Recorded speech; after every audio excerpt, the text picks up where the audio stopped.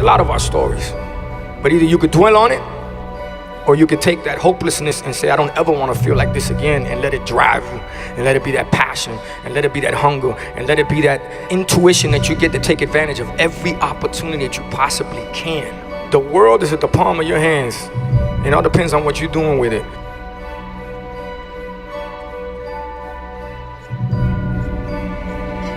For me, I try to just lead by example.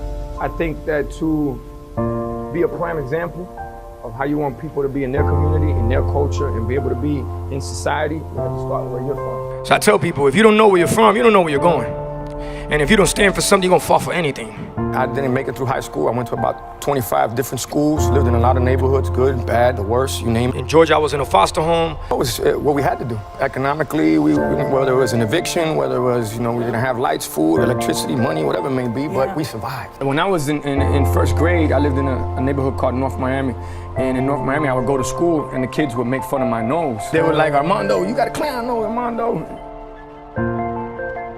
I started working when I was 5 years old at a flea market on Northwest 7th Street and 37th Ave. And from there, I parked cars at 6 years old. I cleaned bird cages at 7. I sold everything with my mom. My mom sold everything, you name it. So I would knock on doors with her, and I learned what that rejection felt like. But the rejection, again, became gasoline to the fire. And all of that taught me how to appreciate hard work and opportunities. And that's what I learned from growing up. Being there in those situations and just appreciating anything you got your hands on, whether it was a piece of food, a place to stay. Yeah, I was always around some trouble. It came to a point I was doing something outside. My father had told me in Spanish, he said, Armandito, come here. I was taping pistols to the bottom of the car. Since when are you a mechanic? I'm like, oh boy. He said, you keep doing what you want to do. It's your life. But 2 ways this is gonna end up. I'm telling you right now. He said, dead or jail. The lessons from my youth that were very important to my success. Remember, when you're growing up in a certain environment, you can easily become a product of that environment. My environment was, you're either playing sports, you're selling dope, or you're going to prison and dying. It's not really that simple. That's the multiple choice, A, B, C, D, that's it. What I learned from that is I got a chance to see what I didn't want out of life growing up. And I would say thank you to my mom. I love you so much, but more than giving me love, she gave me survival skills. She taught me how no matter what, no problems, just solutions. So we always found a way to make it happen. And living in all these neighborhoods and going through the system, I just feel like the system was built to fail you instead of push you through. But these aren't things it's not to play victim, it's to play victor. This is what makes me victorious. This is what makes me who I am. Because you take all the negatives and you make them positive. So to me, that's the biggest lessons that I learned growing up, was just watching that hustle, watching that struggle, watching that sacrifice, and feeling that sense of hopelessness that I never wanted to feel. Well, I learned how to deal with it, but I never wanted my kids to feel that. I never wanted the ones that I love to feel that. And I made a decision when I was about 6 years old. So my decision was, you know what I want out of life? I want security, stability, and protection. Because the environment that I was living in, it was just unpredictable. At any given time, anything could happen.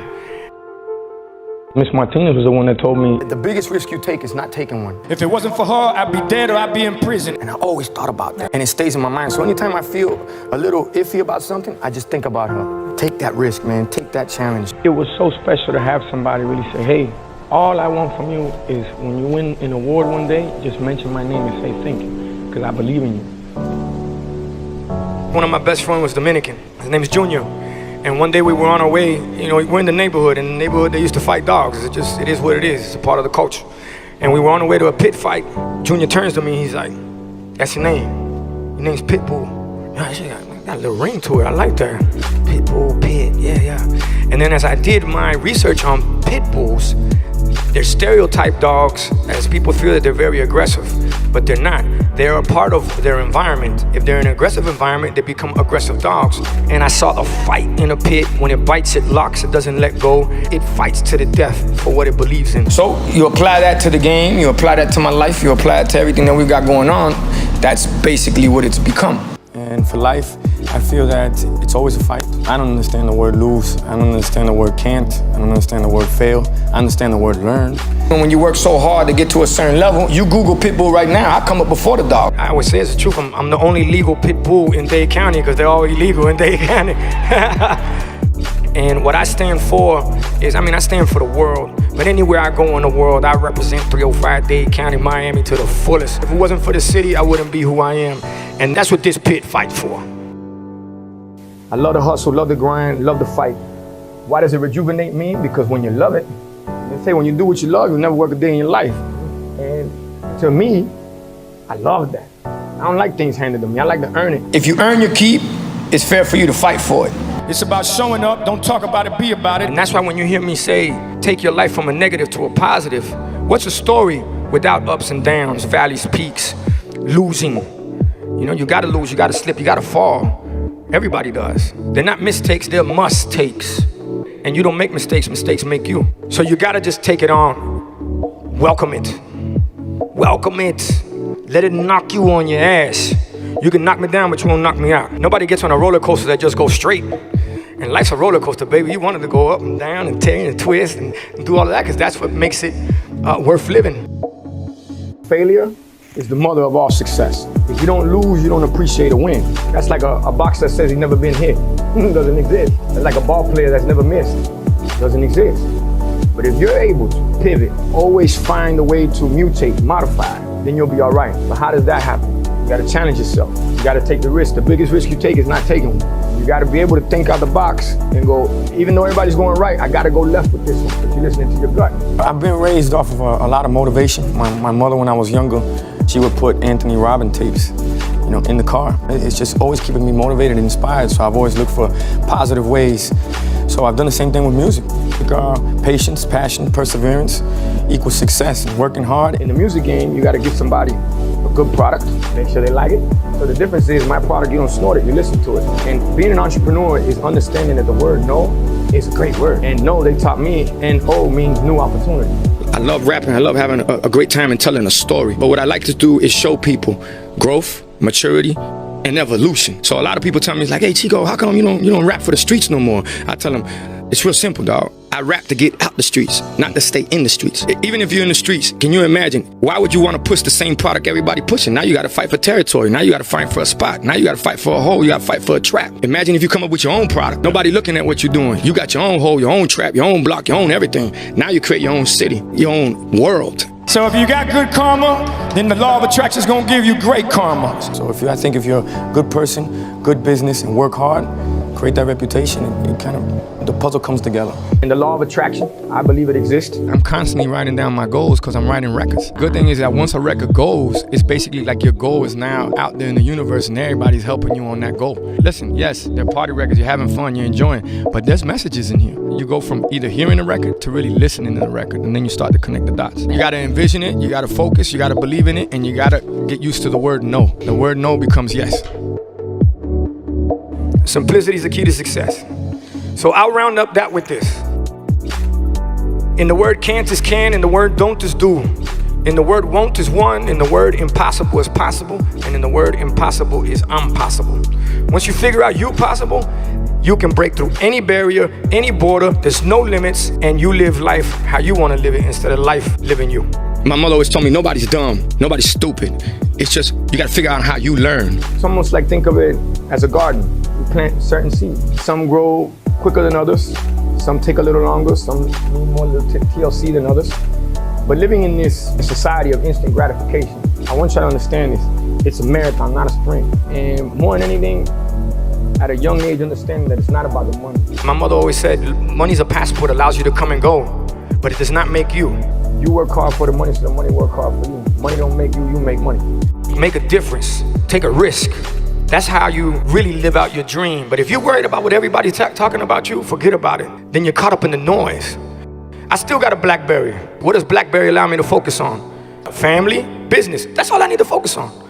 I don't care what they say about me or they don't, because you'll never make everybody happy. That's for sure. I never got caught up with the fame. I never got caught up with being in the club every night. I don't even get caught up with social media. And it doesn't allow the noise to come in. When we were growing up, they say, believe none of what you hear and only half of what you see. Now it's believe none of what you hear and none of what you see. So my biggest advice to you guys, don't get caught up with the hype, because everybody now They try to act like they live in a life that they're not. They try to be somebody that they're not. And I'm telling you, because I deal with it. It's a part of my industry, a part of my business. But it messes with me when it influences people that are trying to create something in their life. So don't get caught up with that. And that's why I would dislike for you guys to lose your life and time just staring at a screen all day, worrying about what other people worrying about. I'm telling you, again, life do like this. Boom, boom, boom. Next thing you know, you're 30 years old and going, what just happened? Bottom line, focus, envision, set goals, believe, and not selfish, but self first. And what I mean by self first, love yourself first, help yourself first, believe in yourself first. Then you can love others, help others, and others will believe in you. But if you ain't in tune with yourself, believe me, you ain't fooling anybody but yourself. Right now, we're living in a society that they actually believe that perfection exists, which, by the way, it doesn't. And imperfection is what it is to be perfect. And when you have a society that's driven by followers and likes, forget about followers and likes. You should hang around leaders and unique. You gotta love yourself. And then you believe in yourself and you create things out of nothing, you know, from nothing to something. Every record that y'all seen that touched the world, that I've been very blessed. Thank God for that. Thanks to the fans for that. They told me it was not gonna be a hit. They didn't believe in it. All the execs was like, you're crazy. This is never gonna work. Every one that they thought was gonna be a hit, I threw it out the window because it didn't work. So what do you gotta do? You gotta listen to your gut. You gotta believe in yourself. You believe in yourself, others believe in you. You help yourself, you can help others. You love yourself, you can love others. It starts with you, not from a selfish standpoint, but from a believing in yourself standpoint. And being willing to fail to be the fun part. That's the fun part. When people are looking at you like you're crazy, that means you're doing something right. If you're worried about your credibility, it's because you were never credible in the first place. Because you're worried about what other people think about you. You got to go for it. And at first they're not going to see it, because to have vision is to understand everybody else is blind. But when they do, then everybody's on it. There's a slogan that I live by, which is, there's no losing, only learning. No failure, only opportunities, and no problems, only solutions. So when you look at life like that, anything that's put in your way, you look at it like, okay, this happened for a reason, for me to figure out another way to go. And for me, I've never really looked at anything as a low point, because I say it in the record, Time of Our Lives with Neo, every day above ground is a great day. So if you could look at life like that, then you can take it on, be motivated and inspired, and instead of expecting things, you appreciate them. So enjoy the ride, live life, don't let life live you. And you gotta live for the moment. Learn from the past, live for the moment, build for the future. But you gotta live for the moment. That's what living is about. When it gets easy, it becomes boring. And those tough challenges, what you gotta do is you gotta meet them face on, head on. Don't procrastinate. Don't leave something for tomorrow that you could do today. I'm telling you folks, why dream when you can live it?